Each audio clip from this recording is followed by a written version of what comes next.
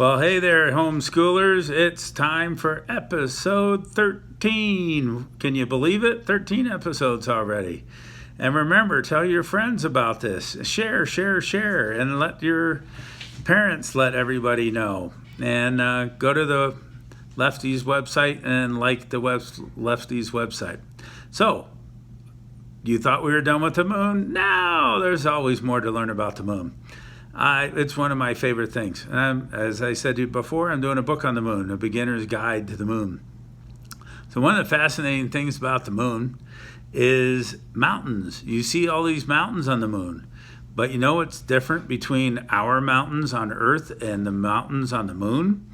Our mountains on the Earth are formed because you have one plate hitting another plate, as in plate tectonics, and it pushes up the mountain. Every single mountain that's on the moon is not formed that way because there is no plates moving in plate tectonics on the moon.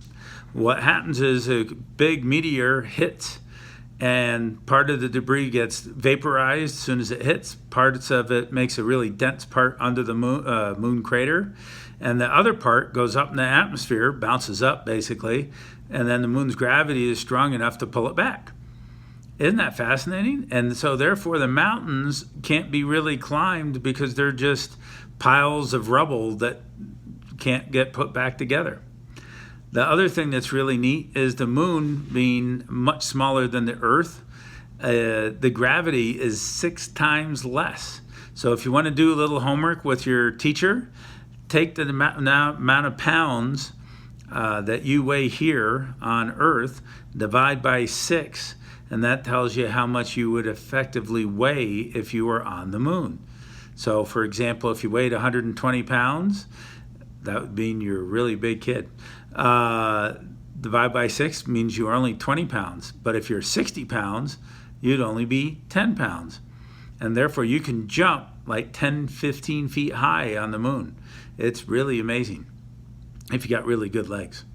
So anyway, that is a little bit more about little things, fun things about the moon.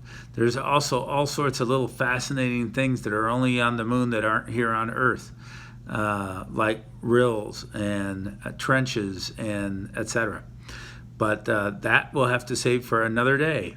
So stay tuned and don't forget to comment below. Yeah, that's another thing. I'd love to see a bunch more comments. Comment how much you would weigh if you were on the moon, okay? Right below this one.